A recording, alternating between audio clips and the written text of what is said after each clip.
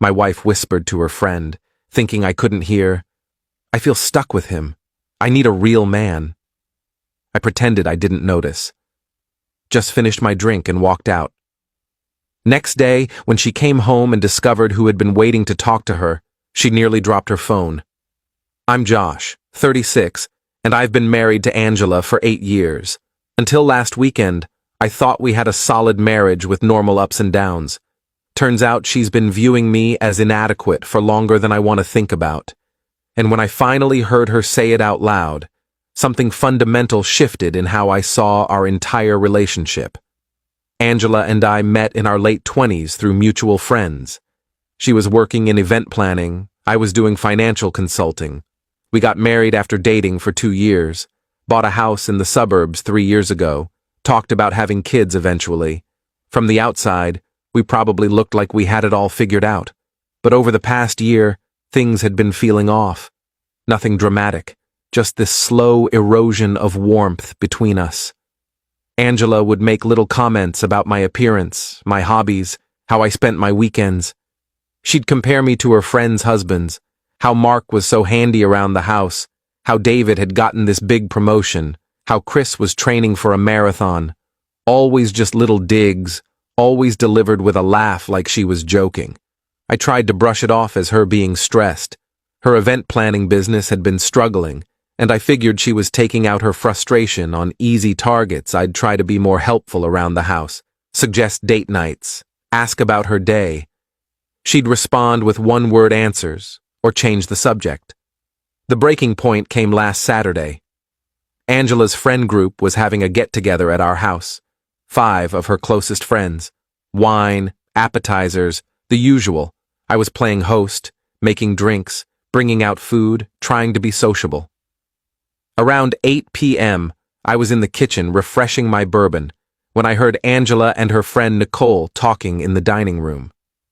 They didn't know I was nearby. Nicole's voice. So how are things with you and Josh?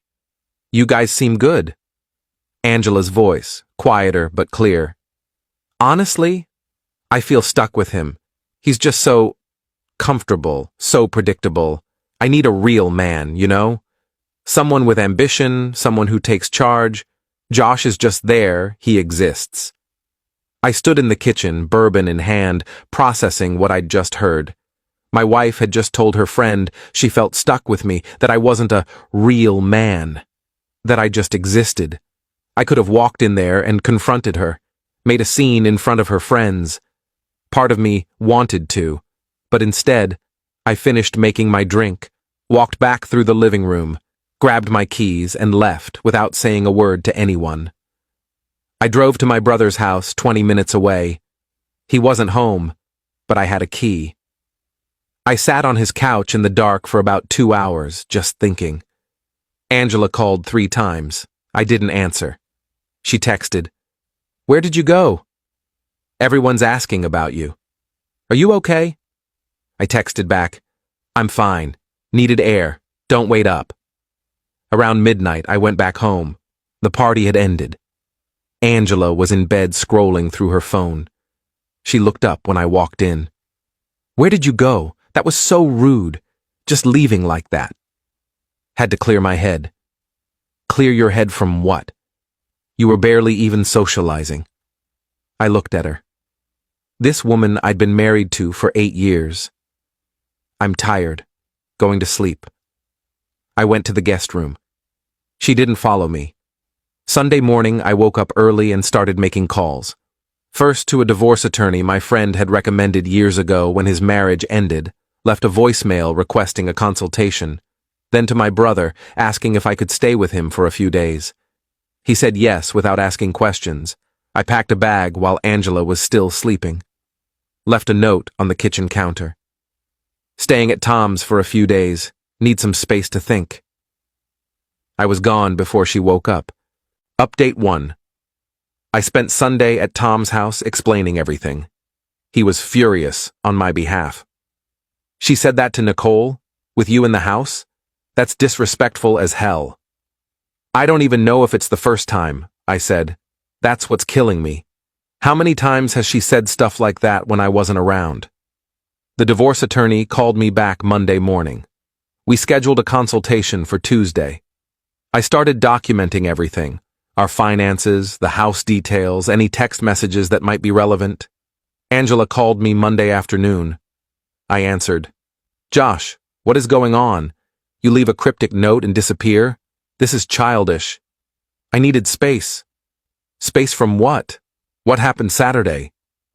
Nothing happened Saturday. Then why are you acting like this? I'm not acting like anything. I just needed a few days away. Away from me?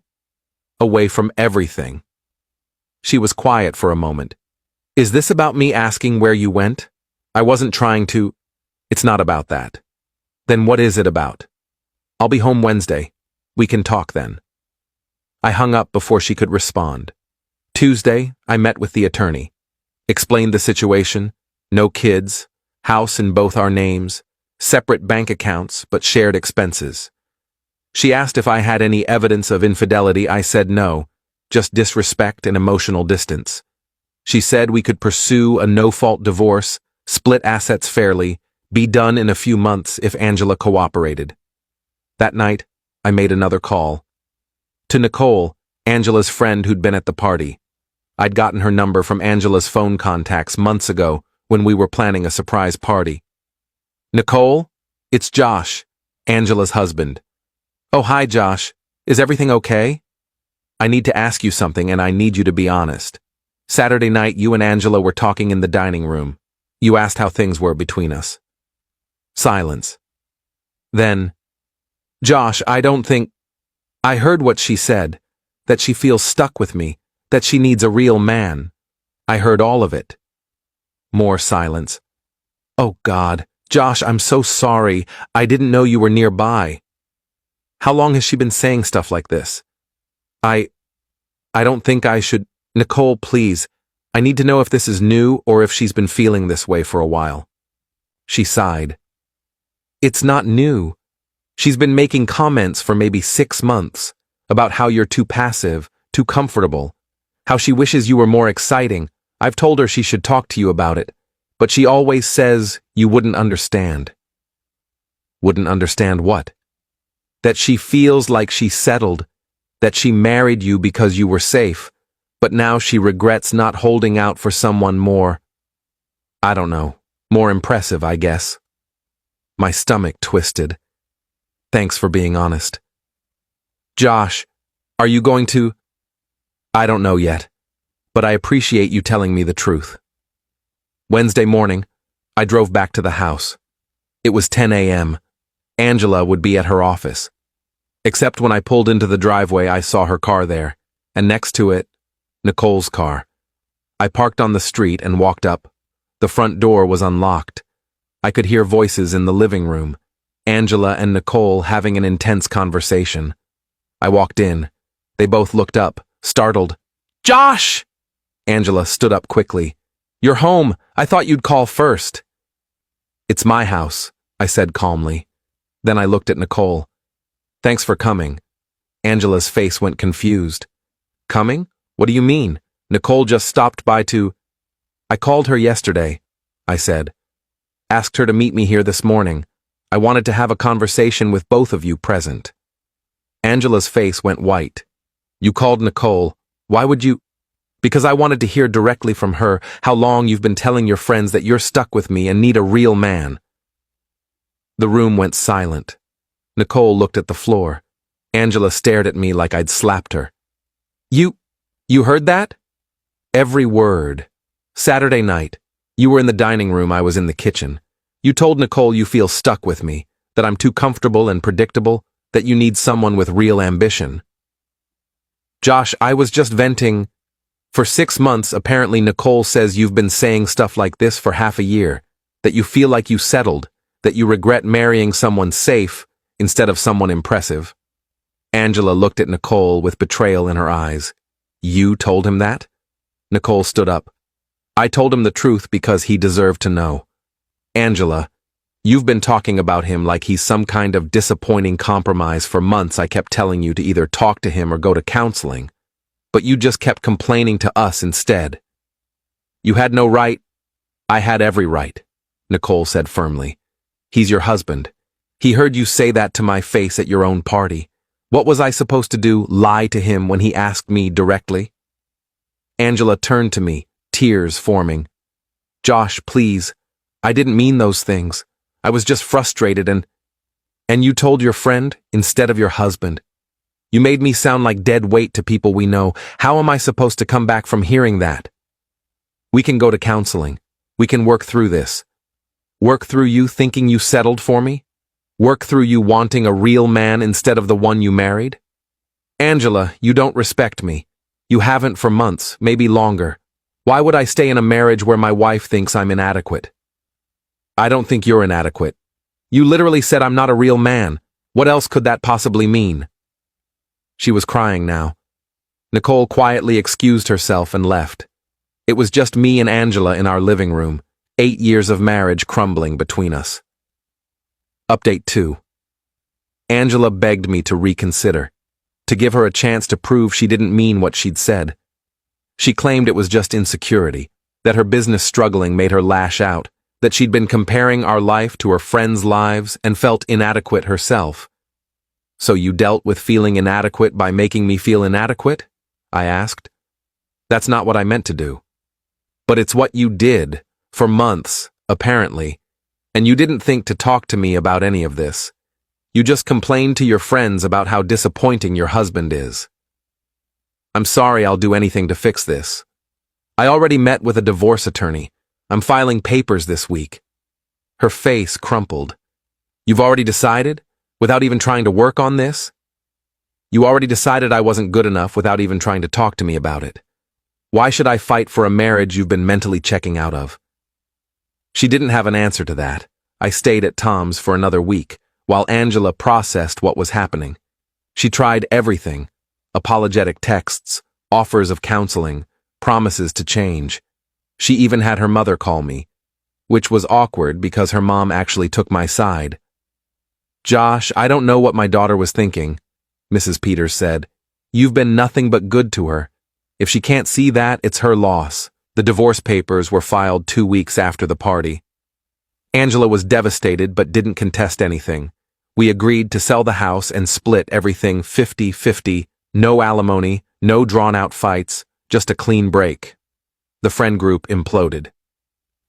Nicole told the other women what had happened, and opinion was divided. 2 of them sided with Angela, saying I was overreacting to a private conversation.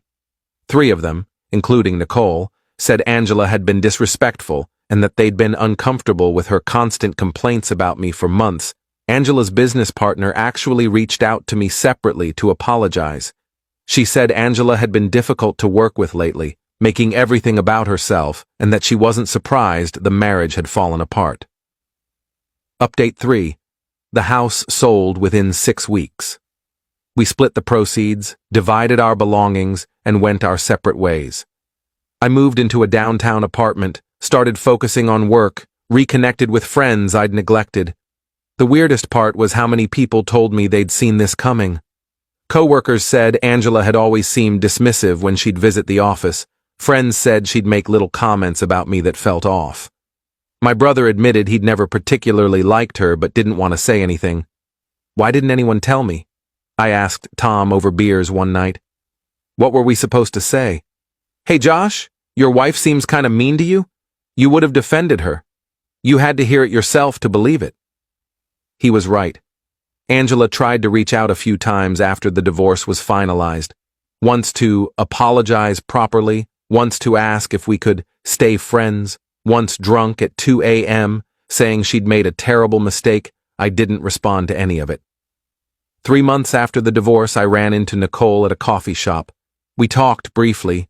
She said Angela had been struggling, that the business had folded, that she'd moved back in with her parents temporarily. She keeps saying she didn't mean it, Nicole said, that she was just venting and never thought you'd hear it. But she did mean it, I said. Maybe not the exact words, but the sentiment. You don't say something like that unless part of you believes it. Nicole nodded. You're probably right. For what it's worth, I think you handled this with a lot more grace than most people would have. I didn't want drama. I just wanted out. Final update. It's been 7 months since that party. I'm doing well. The apartment feels like home now. I've been dating casually, nothing serious yet, but I'm not in a rush. I'm learning what I actually want in a partner. Someone who respects me, who builds me up instead of tearing me down, who talks to me instead of about me. Angela's apparently dating someone new, according to mutual friends who still update me despite my not asking, some guy she met through a friend. I hope it works out for her, genuinely. Not because I care about her happiness specifically, but because I don't want to carry anger around. The thing that stays with me is how close I came to never knowing. If I hadn't been in that kitchen at that exact moment, if Nicole had been quieter, if I'd gone outside for air instead of staying near the dining room, I might have gone years not knowing my wife thought I was inadequate. We might have had kids while she secretly resented me. That's the scary part. Not the divorce, not the betrayal, but the idea that I could have built an entire life on a foundation of someone else's disappointment in me. I learned that when someone shows you who they are, believe them.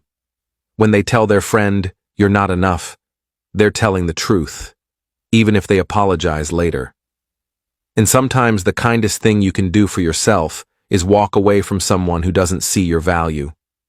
People ask if I regret how I handled it, if I wish I'd tried counseling or given her another chance. The answer is no. She had months to talk to me about her feelings. She chose to talk to her friends instead. That choice told me everything I needed to know. Edit 1. Some people have asked if I confronted Angela at the party. When I first heard it, I didn't, because I knew I'd lose control of the situation. Walking out gave me time to process and plan, instead of reacting emotionally in front of her friends. Edit 2. Nicole and I are not dating, for those asking. She's married. She just felt guilty about enabling Angela's behavior and wanted to be honest when I asked her directly. We're not even really friends, just occasionally run into each other. Edit 3. Yes, the divorce was final, relatively quickly, because we had no kids and didn't fight over assets. When both parties cooperate, the process moves fast. We were legally divorced within 4 months of filing.